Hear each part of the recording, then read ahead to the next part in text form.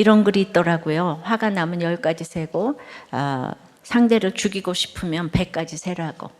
결국 화는 다스려야 하는 감정이며 화가 더해지면 파괴적으로 변할 수도 있다는 얘기예요. 근데 신기하게도 영어로 읽는 앵거에다가 위험이라는 단어는 이제 danger인데 거기 글자 하나가 빠진 그 단어가 앵거죠. 성령의 신사인 바울이 오늘 아덴에서 격분했다고 해요. 바울은 빌립보에서 데살로니가에서 베레아에서 쫓겨나고 지금 아덴에 와 있습니다. 르네상스 화가 라파엘로의 작품 중 가장 유명한 작품으로 이제 꼽히는 아테네 학당이라는 그림이 있는데요. 그 상상 속에서 고대 그리스를 대표하는 철학자, 수학자, 과학자, 예술가 이렇게 작가를 한 장소에 모아두고 그 이름을 봉숭아학당이 아니고 아테네 학당이라고 했는데요. 아덴이 바로 이런 곳입니다. 바울은 이 대단한 아덴에서 마음의 격분이 일어났다고 합니다. 지금까지 한 번도 안 썼던 단어가 나왔어요. 바울의 격분은 어떤 것인지 오늘은 성령의 격분에 대해서 생각을 해보겠습니다. 첫째로 성령의 격분은 영혼을 향한 애타는 관심입니다. 16절 7절입니다. 바울이 아덴에서 그들을 기다리다가 그 성의 우상이 가득한 것을 보고 마음에 격분하여 회당에서는 유대인과 경건한 사람들과 또 장터에서는 날마다 만나는 사람들과 변론하니 신사적인 베레아 사람들의 안내로 아덴에 도착한 바울은 베레아에 잠깐 남겨둔 실라와 디모데에게 빨리 아덴으로 오라는 명령을 내립니다. 아덴에서 혼자 사역을 먼저 시작하지 않습니다. 그들이 빨리 도착하기를 간절히 바라며 기다립니다. 여기 쓰인 단어가 이런 간절한 기다림을 말하고 있어요. 그러면 왜 바울은 실라와 디모데를 이렇게 간절히 기다렸을까요? 물론 바울이 독불 장군이 아니었기 때문이죠. 베레아를 위해 실라와 디모데를 남겨두었지만 이제 아덴에 도착해서 사역을 하려니까 동역자가 필요했던 거예요. 그러나 그보다 더 중요한 이유는 실라와 디모데를 사랑해서 양육하려고 했던 것 같아요. 바울도 지금 아덴에는 처음 왔잖아요. 근데 로마 제국 때 아덴은 세가 많이 기울어가지고 인류 도시가 아니었거든요. 그래서 바울도 혼자 와도 괜찮을 거다 그렇게 예상했던 것 같은데 막상 도착하니까 아덴이 생각보다 너무 대단한 거예요. 문화적으로 여전히 헬라 문화 전체를 대표하는 곳임을 이제 직접 보았습니다. 아시아나 마게도니아와는 차원이 다른 아주 이렇게 문화적 선진 도시였던 것이에요. 그래서 따라서 아덴에서의 사역이 앞으로 이어질 그 아가야 사역을 위해서 실라와 디모데를 훈련할 절호의 기회라고 생각했던 것 같아요. 그러니까 너무 대단하니까 디모데하고 실라를 여기를 보여주고 싶었고 여기서 어떻게 양육하는지 같이 양육하고 싶었어요. 이렇게 바울은 동역자를 도구가 아니라 한 사람의 귀한 영혼으로 보았습니다. 그들이 사역에 보태는 도움도 중요했지만 훨씬 더 중요한 것은 그들을 한 명의 온전한 사역자로 양육하는 것이었죠. 거기에 가장 필요한 것이 기다림이에요. 그들이 올 때까지 기다리고 성장할 때까지 기다리고 함께하며 배울 수 있을 때까지 기다리는 것이죠. 이런 기다림은 한 영혼을 향한 애타는 관심에서만 나올 수 있습니다. 바울이 그들이 누군지 알고 그들을 어떻게 쓸지 아는 것이 목적이었다면 그들이 말씀의 사역자로 어떻게 자라고 있는지에 대해서 또 하나님의 사명 앞에 어떻게 서 있는지에 대해서 관심이 없었을 것이에요.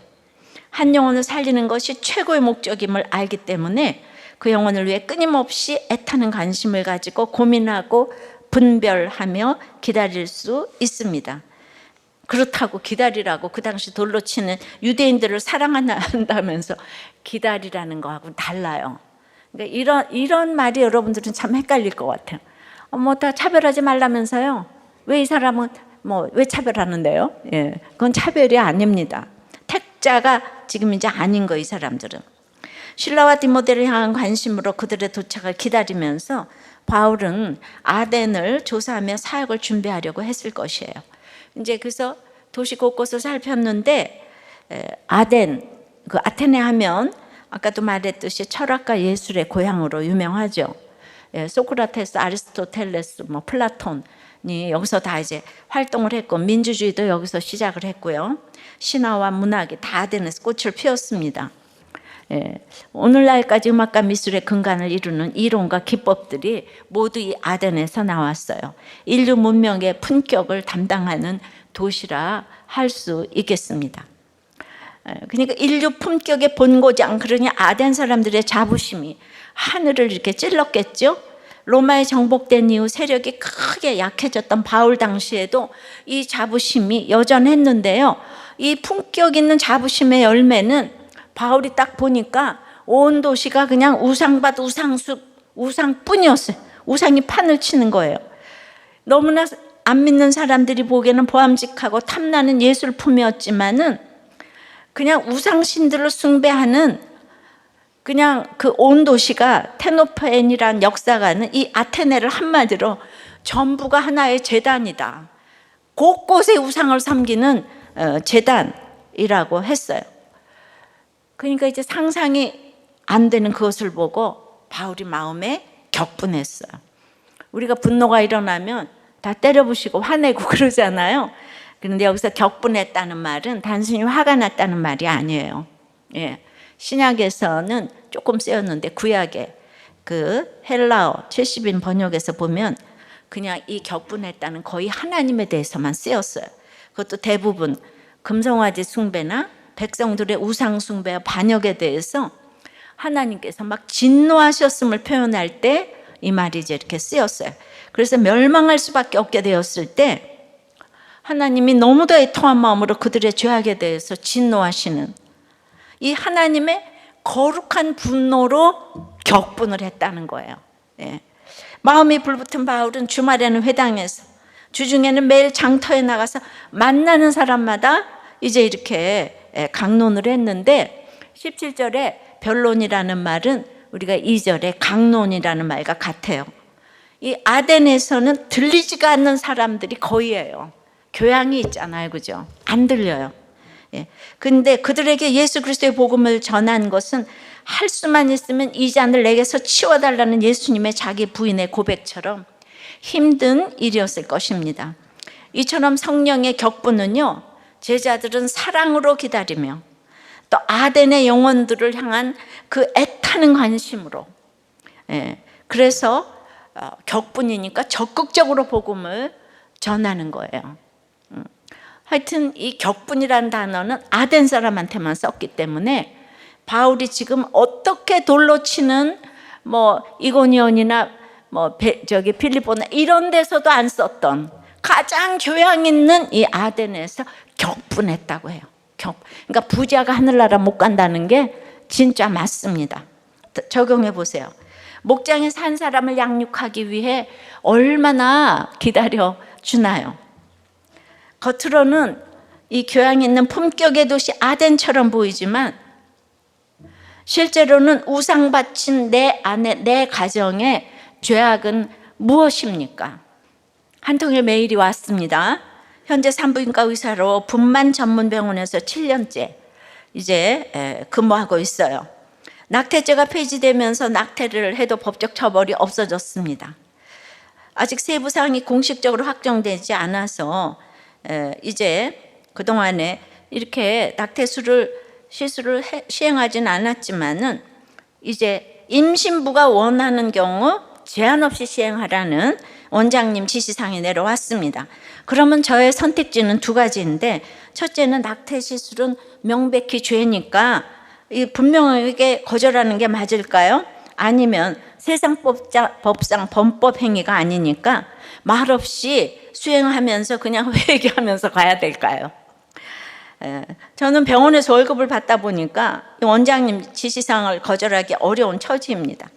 그렇다고 제가 낙태 시술을 못하겠다고 하는 것이 한 생명, 한 영혼을 구원하지 못해서 애통해서 그러는 것인지, 저의 영육간의 안위를 위해서 그러는 것인지, 이것도 좀 의구심이 들기도 합니다. 사실 이거 누가 책임지겠습니까? 제가 짊어져야 할 십자가라는 생각은 듭니다. 목장에서 얘기를 나눴더니 이 산부인과니까 목사님께 메일을 드려보라. 그래서 저한테 메일이 왔는데 저는 그냥 이분은 너무 진짜 리얼 크리스찬 같고요. 이분은 애통하면서 이미 성령의 격분을 하고 계신다고 제가 정말 격려를 해드리고 싶고, 이런 거에 있어서 문제의식을 가졌다는 것만으로 해도 저는 그냥 너무 정말 같이 천국에 갈 것 같아요. 근데 이분이 굉장히 아덴 출신이잖아요. 그런데 어떻게 이런 격분을 할 수 있지? 라고 히스토리를 봤더니 역시 우리들 교회 음행으로 오셨다네요. 그러니까 믿어져요, 이게. 이 음행이 없었으면 약간 경건주의가 아닌가 했었는데, 지금 이런 산부인과 의사가 있다는 게 내가 너무 감사하고, 우리들 교회 의사가 이런 질문을 해줘서 제가 너무 감사합니다. 자, 성령의 격분은 영혼을 향한 애통하는 이게 관심인데, 두 번째는 그러므로 세상의 정신 앞에 격분을 해야 합니다. 18절에요. 어떤 에피쿠로스와 또 스토아 철학자들도 바울과 쟁론할 때 어떤 사람은 이르되 이 말쟁이가 무슨 말을 하고자 하느냐 하고, 어떤 사람은 이르되 이방신들을 전하는 사람인가 보다 하니 이는 바울이 예수와 부활을 전하기 때문이로라. 이제 강론을 하고 복음을 전하러 삶의 현장으로 나아가니까 이제 그 시대의 세상 정신이 바울을 맞이하잖아요. 그게 뭔가 하면은 에피쿠로스와 스토아 철학자들이 딱 나뉘어졌어요. 다들 이 둘은 아주 라이벌 관계라는 걸 아시죠? 쾌락과 이 금욕의 라이벌 관계가 서로 옳다고 하면서 바울이 예수와 부활을 전하니까 딱 그들이 한패가 돼가지고 바울과 쟁론을 합니다. 바리새파와 사두개인들이 완전히 적인데 예수님 죽이는 데는 한패가 돼요. 여기도 바울 죽이고자 한패가 됩니다. 세상은 믿음의 대상이 아니에요. 예나 지금이나 사상과 종교의 목적은 다 행복이에요. 에피쿠로스 학파나 스토아 학파 역시 다 행복으로, 행복이 목적이지만 행복으로 가는 길이 이제 달라요. 에피쿠로스는 쾌락을 추구해요. 그런데 이제 사람들이 오해하는 것이 탐욕적으로 쾌락을 추구한다고 생각하는데 그게 아니고요. 여기도 이제 철학이니까 아주 고차원적인 쾌락을 가르쳐요. 그러니까 낮은 수준의 욕망 이런 건 억제하고 유혹을 이겨내서 그래서 즐거운 상태가 되라. 내가 많이 가지는 게 아니라 내 욕심을 버리고 이 작은 것에도 행복을 느끼는 거. 이거 우리 사회가 가르치잖아요. 왜 이렇게 행복을 추구하냐 하면 이들의 출발이 원자론이고 유물론, 즉 죽으면 아무것도 없는 거예요. 그러니까 살아있을 때 행복하자. 그러므로 이 가르침은 고난과 고통을 너무 싫어해요. 그래서 오늘도 무사히의 철학이라고 보시면 되겠습니다. 오늘만 살면 되는 거예요. 이에 비해 스토아 학파는 쉽게 설명하면 이성주의자들인데 금욕주의, 경건주의라고 또 하기도 하고요. 이 스토아는 기둥이라는 뜻이죠. 기둥에서 거닐면서 이 가르침을 전했다고 해서 스토아 철학이라고 합니다. 그러니까 이성이 최고의 판단 기준이고, 그래서 이제 냉철한 이성적 생각 끝에 마음의 평화에 도달해가지고 운명적으로 주어진 일에 더욱더 능동적으로 해내야 된다. 그러면 다 비슷해 보여요. 그런데 그러니까 이성을 따라서 생각하면서 모든 걸 충족하고 이 사상이 발전해서 영지주의가 되는데, 아주 그냥 그 아덴의 전체가 거대한 신의 그 이성의 하나가 된다고 해서 신이 많잖아요. 범신론이라고 합니다. 따라서 스토아 철학은 한마디로 이제 이성이 왕노릇하는 슈퍼맨 또는 슈퍼히어로가 되기를 추구하는 철학이에요. 그래서 로마의 지도층과 황제들이 이 스토아 철학을 아주 좋아했습니다. 그러니까 육체를 부정하니까, 육체는 더러운 거니까, 이성만 있으니까, 물질을 부정하니까, 그래서 육체는 아무것도 아니니까 자살을 아주 선한 것이라고 가르쳤어요. 자살 또한 이성적으로 심사숙고한 뒤에 이제 행할 수 있는 거예요. 이성이 중요하니까. 근데 그 사람의 삶이 고통스러울 때는 정당한 행위라고 보았기 때문에 실제로 이 스토아 학파 창설한 제논이 자살을 했어요. 두 번째 후계자 클레안테스도 자살을 했어요. 네로의 스승인 유명한 스토아 철학자 세네카는 노년이 되어 육체적 쇠락이 와서 자살하는 것은 옳은 일이라고 주장을 했어요. 이 세네카도 자살을 했어요. 그 제자인 네로 황제도 자살을 했습니다. 그러한 논리에 따라 로마의 스토아 학파는 심사숙고한 사람이 이성적으로 자살을 원할 때면 정맥을 자르는데 능숙한 기술자를 보내주는 서비스도 제공을 했다고 합니다. 우리나라가 예전보다 굉장히 아덴이 됐잖아요. 그러니까 황제들이 좋아하는 이 자살, 황제들이 좋아하는 동성애, 그러니까 쾌락의 끝판왕이고, 그리고 이제 나중에 딱 육체를 부정하니까 그 나의 그 이성과 이런 명성에 맞지 않으면 딱 자살을 하는, 이게 얼마나 매력이 있었겠습니까? 그러니까 인간이 추구하는 삶은 결국 이 두 종류의 삶이 적당히 섞인 것 아니겠습니까? 그러니까 에피쿠로스 이 학파처럼 무사한 일을 추구하는 부분도 있고, 스토아 학파처럼 군계 일학을 추구하는 부분도 있어요. 상황에 맞게 이 두 부분을 잘 조합해서 대처하는 게 인간의 지략이라고 하는 거예요. 결국 다 행복을 추구하는 인본적인 노력이 되겠습니다. 예수가 없으면 그러니까 다 이렇게 살아가는 거죠. 여러분은 쾌락주의입니까? 금욕주의입니까? 경건주의입니까? 근데 결국은 겉으로 쾌락, 겉으로 경건해도 뒤로 가면 다 똑같다고요. 결국은 다 끝에 가보면은 이제 뭐 자살을 하든지 끝에 가면 또 음란에 문제가 있던지, 인간의 한계인 거죠. 그러니까 이제 이런 스토아와 에피쿠로스 학파의 가르침을 듣고 어떻게 격분하지 않을 수가 있겠습니까, 바울이? 그러니까 이제 이성과 쾌락이 아닌 이 복음을 가지고 이 현장에 나아가서 이 시대 정신과 싸워야 되는 게 성령의 격분인 거예요. 이 시대 정신, 여기 쾌락과 이런 금욕주의에 정신 앞에 격분하고 신앙을 정립해서 우리 자녀들에게 가르쳐야 하는 것이 성령의 격분인 거예요. 그래서 이제 가르치니까 오늘 18절에 바울을 보고 말쟁이라고 그래요. 말쟁이.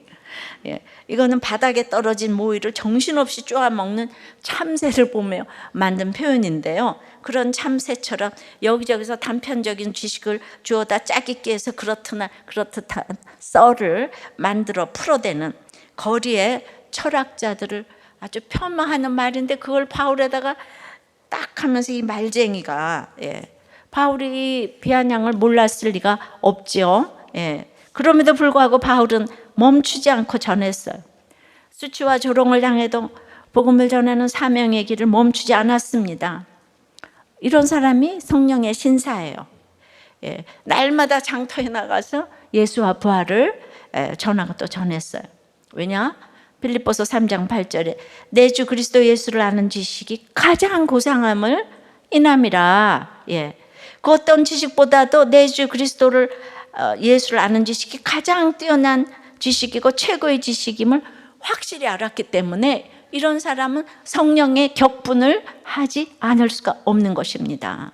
19절 20절에 그래서 이제 말쟁이 그를 붙들어서 그들이 아레오바고로 가며 말하기를 네가 말하는 이 새로운 가르침이 무엇인지 우리가 알 수 있겠느냐? 네가 어떤 이상한 것을 우리 귀에 들려주니 그 무슨 뜻인지 알고자 하노라.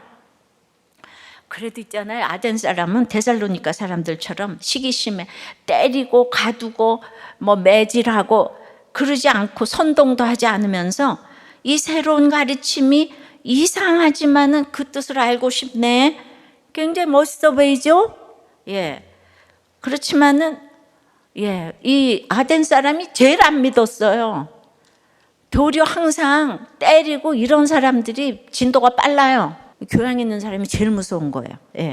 그래서 이제 진짜 더 안 변하는 사람이 바로 이 아덴 사람들이에요. 아레오바고로 끌고 갔어요. 아레오스 파고스는 옛부터 이어진 그 아테네의 최고 법정인데요. 그 종교와 문화에 대해서 아주 결정권을 가지고 있었습니다. 아레오라는 말은 전쟁이고요. 바고는 언덕이라는 말이에요. 의미상 전쟁의 언덕으로 바울은 이 시대의 정신 앞에 붙들려 갔어요. 말쟁이라고 해서. 그러니까 옥에 갇힌 빌립보에서도 소동이 일어난 데살로니가에서도 그리스도의 죽음과 부활을 강론할 때 늘 그렇게 믿는 사람이 있었는데 지금 한 사람도 믿는 사람이 없어요. 지금 아덴에 현재 지금까지 아무도 알아듣지도 못하고 말쟁이라고 조롱하는 이 아레오바고 이 전쟁터에 우리는 붙들려 가야 합니다. 전쟁터로 나가야 합니다. 여로보암과 르호보암 사이에 일생 전쟁이 있어요. 왜냐하면 전쟁을 통해서만 나의 단단한 이 행복을 추구하는 가치관이 깨지기 때문이에요. 이 땅에서 전쟁을 피하고 평화를 추구하는 것이 복음이 아니에요. 한 손에는 성경을 들고 한 손에는 신문을 보면서 우리는 거대한 시대 정신 앞에 격분하면서 싸워야 돼요. 그 세력이 너무너무 강력한 짐승과 용의 세력이라고 계시록 할 때 들었잖아요. 싸우다 보니까 계속 싸우다 보니까 내가 싸울 상대가 배우자인 줄 알았는데 자녀인 줄 알았는데 돈인 줄 알았는데 이 전쟁을 통해 바로 내가 내 자아가 나의 오름이 내 생각이 이 전쟁 가운데 죽어져야 할 대상임을 깨닫고 바로 내가 하나님을 거스리는 최고의 원수임을 깨닫고 우리 맨날 상대방 보고 뭐라 그래요. 내 죄를 깨달아야 되는데 날마다 주어지는 하나님의 말씀 앞에 상고하면서 이제 판단하고 분별을 해서 자기를 부인하고 죽어져야만 부활의 승리를 경험할 수가 있는데 날마다 상대방 보고 잘못했대요. 아직도 해결이 안 된대요. 그러니까 어떤 경우에도 내가 하나님 앞에서 죽어져야 될 죄인 중에 개수가 난데 자꾸 상대방 나는 그것만은 용서 못해. 그것만은 안 돼. 그게 어디서 이런 아니 예수님이 십자가에 달려 돌아가셨는데 학교 현장에서 시장에서 삶의 현장에서 자녀들에게 그냥 이성적으로 합리적으로 성은 네가 선택하는 거다. 남성과 여성도 네가 선택하는 거야. 생명까지도 네가 선택할 수 있다고 가르치는 이 시대의 현장, 우리나라의 현장이죠. 더 나아 가정도 이성적으로 선택해서 이혼하고 또 선택해서 재혼하고 또 선택해서 이혼하고 네 삶을 네 이성으로 선택해야 된다는 이 스토아의 이 철학적인 이 현실 앞에 우리는 삶의 치열한 터전인 이 시장으로 들어가서 변론을 할 때 바울처럼 말쟁이다, 고리타분하다, 배타적이다 조롱을 받을 수 있어야 되는 거죠. 이게 성령의 격분이라는 거예요. 애통하면서 네가 죽게 생겼는데 내가 어떻게 교양 있게 얘기를 할 수가 있겠어요. 그래서 21절에 모든 아덴 사람과 거기서 나그네된 외국인들이 가장 새로운 것을 말하고 듣는 것 이외에는 달리 시간을 쓰지 않음이더라. 그래서 이제 아레오바고에 끌려가서 계속 전쟁을 하다 보니까 그러니까 이제 거기서 이제 그 사람들 연구하다 보니까 아덴 사람들이 오직 새 것에만 관심을 쏟는 게 보였어요. 그 아덴 사람들이 너무 똑똑하고 가진 게 많아가지고 어제 들은 철학에도 식상을 합니다. 모든 거는 새 것만 이제 가치를 두는 거예요. 사실 하나님이 만드신 태양은 역사상 가장 오래되었어도 우리는 날마다 새롭지 않습니까? 하나님 믿는 사람들은 날마다 새로운 거예요. 그래서 불신결혼을 하면 안 돼요. 왜냐하면은 헝거라고 자꾸 갈아치니까.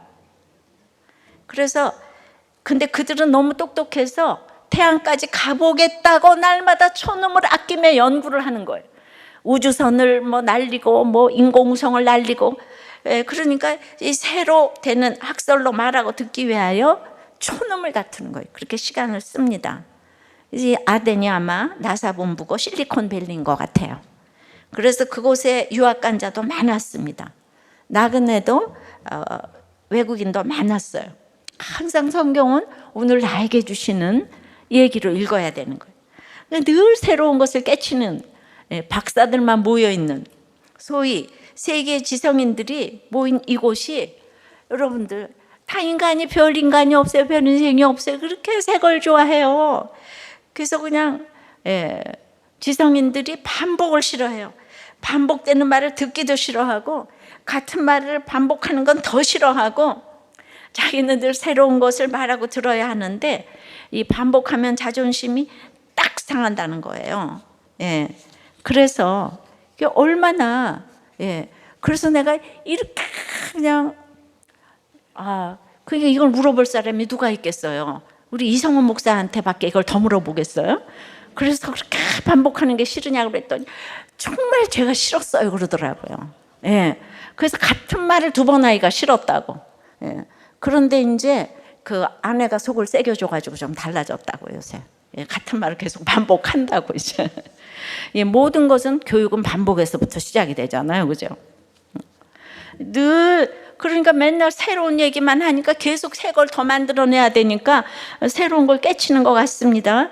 게다가 이제 이 지성으로 이제 탐구만으로도 생계를 해결할 수 있는 대단한 이제 능력자처럼 보이니까 아주 너무 그럴듯해 보여요. 그러니까 이 사람들이 새 거를 좋아하니까 이 거룩해 보이지만 그 자기네가 추구하는 게 다를 뿐이지 여자도 집도 차도 학문도 늘 새 것에 목말라 있어요. 세상은 그런 사람을 또 부지런하다고 합니다. 그래서 이 새 것이 좋은 것이 연애나 여행이 대표적이에요. 여러분 연애는요 10년을 만나도 늘 새 옷을 입고 만나는 거 아시죠?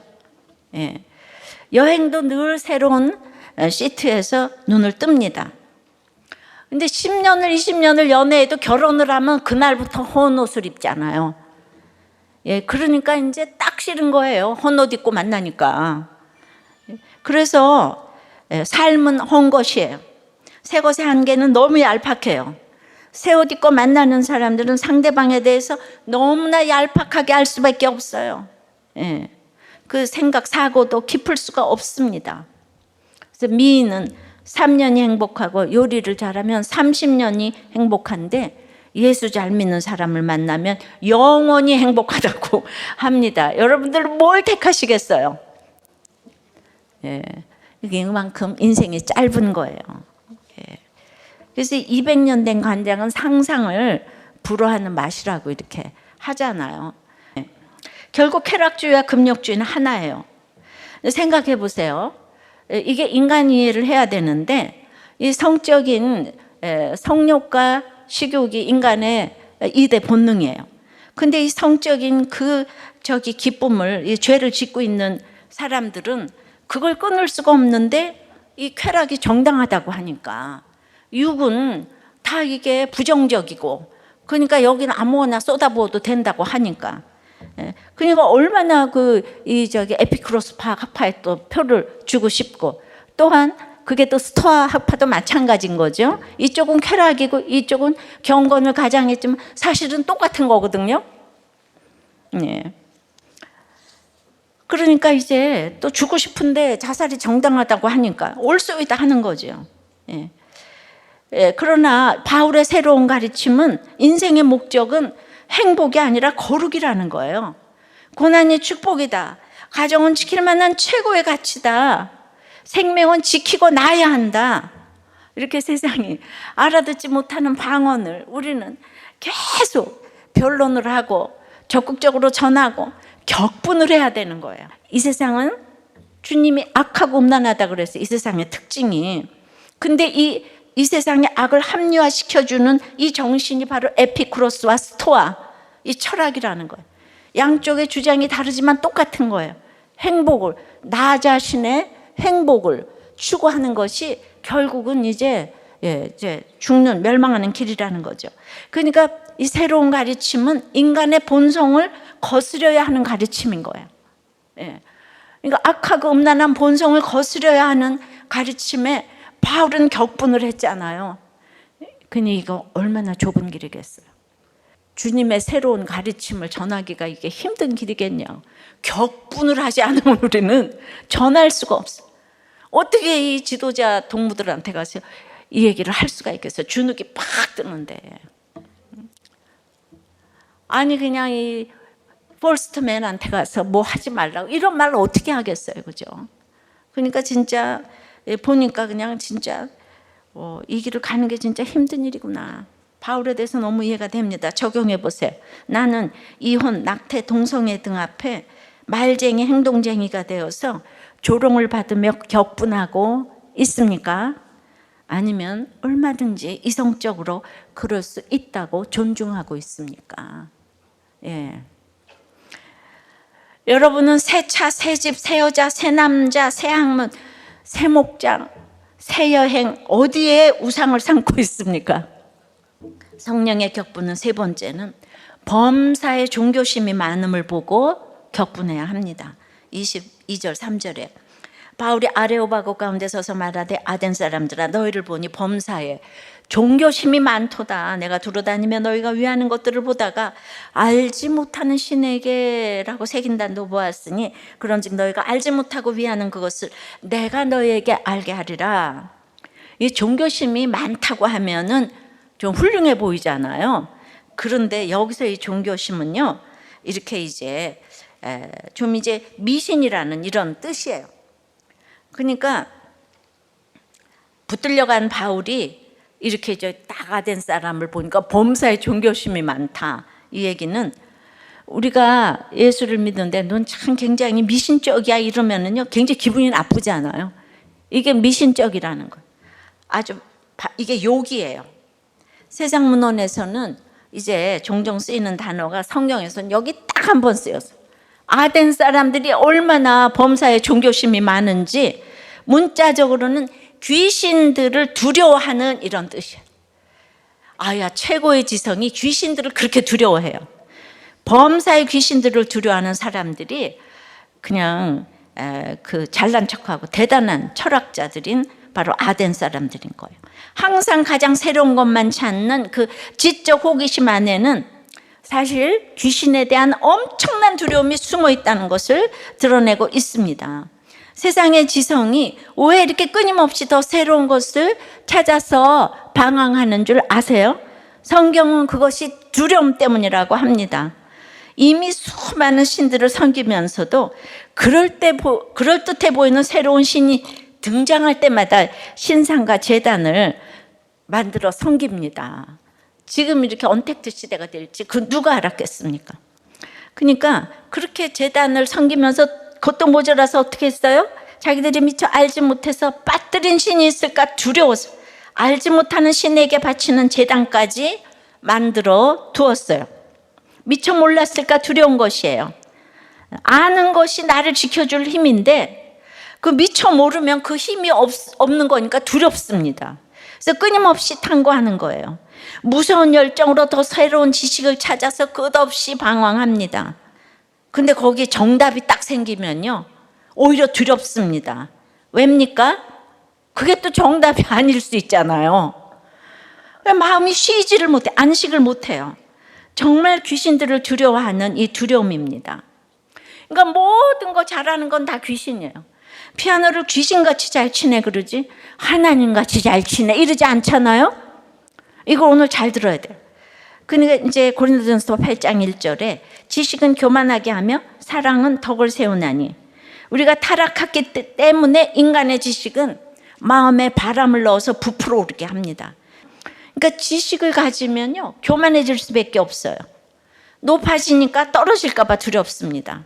높아질수록 낮아지기가 무섭습니다. 그래서 많이 알면 알수록 두려움이 더 커집니다. 잃을 게 더 무서워져요.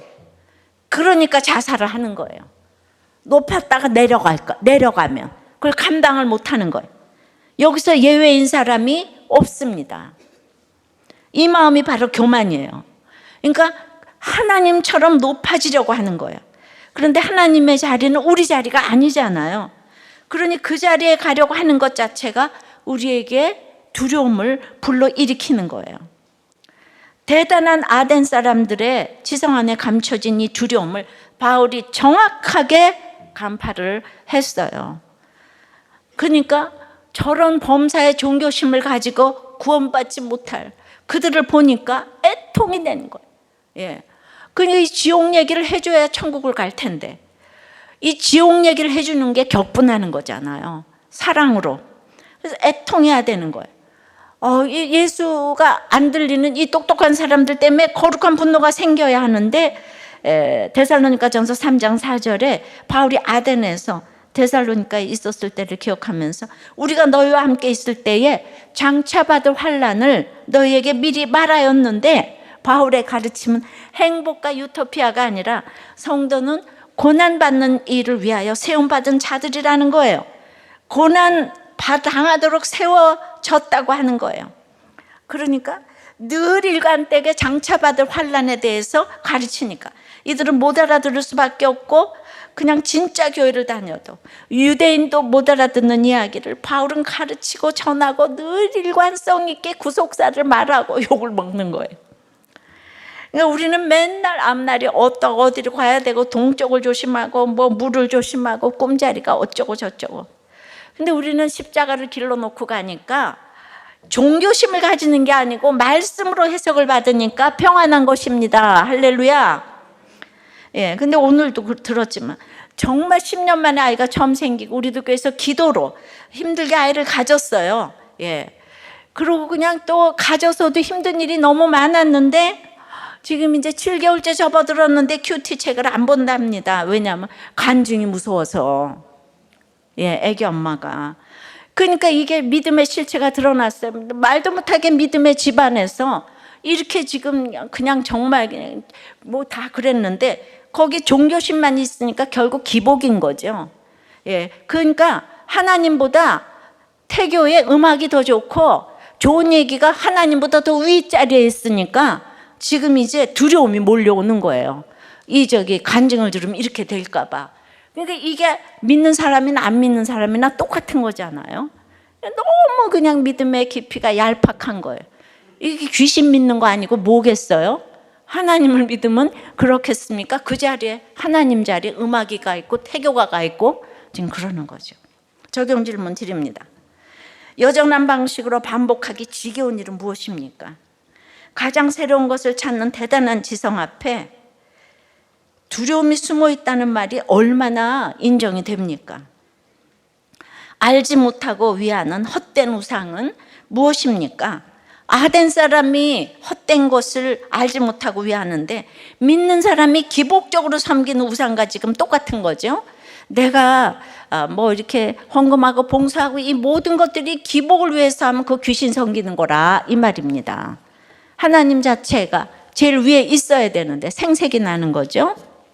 자, 공동체 고백은 이 남편이 막 S대를 비롯하여 명문대 경영학도의 카이스트 금융공학대학원을 또 졸업하고 미국의 유수한 MBA를 또 졸업하고 한때는 신문방송, 라디오 등 각종 매스컴을 장식하기도 했던 금융 전문가. 그런데 이 금융 전문가께서 7년 전에 선물 옵션을 해가지고 집 2채를 날리고 반지하에서 살게 되었어요. 그러니까 요새 유들이 그냥 나와서 해대는데 그런 거 믿지 마세요. 금융공학대학원을 나와서 이분이 카이스트에 인류는 다 거쳤어요.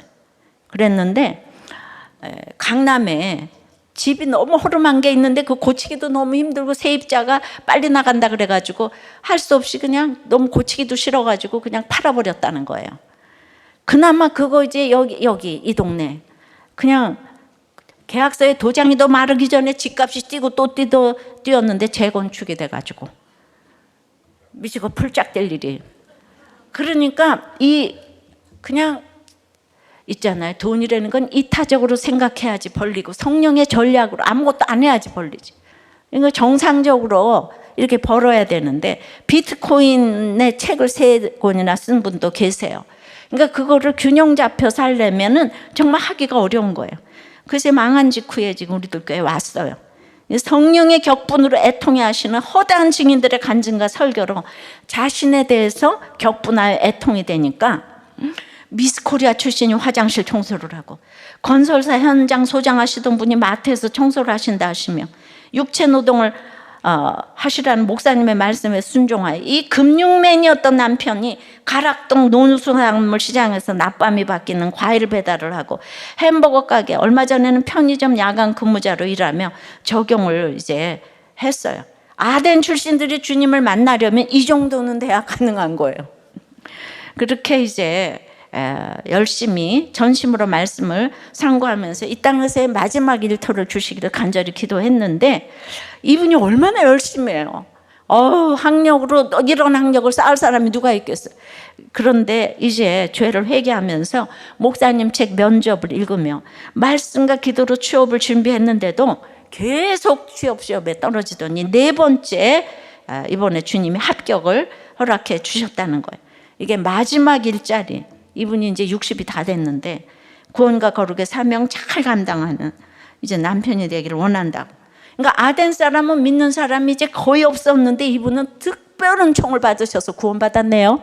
이분이 목자예요. 그러니까 돈 하시는데 그렇게 돈이 벌리는 게 아니에요. 성령의 전략으로 이타적으로 살아야지 하나님이 돈도 주고 가져가시기도 하는 거예요. 할렐루야.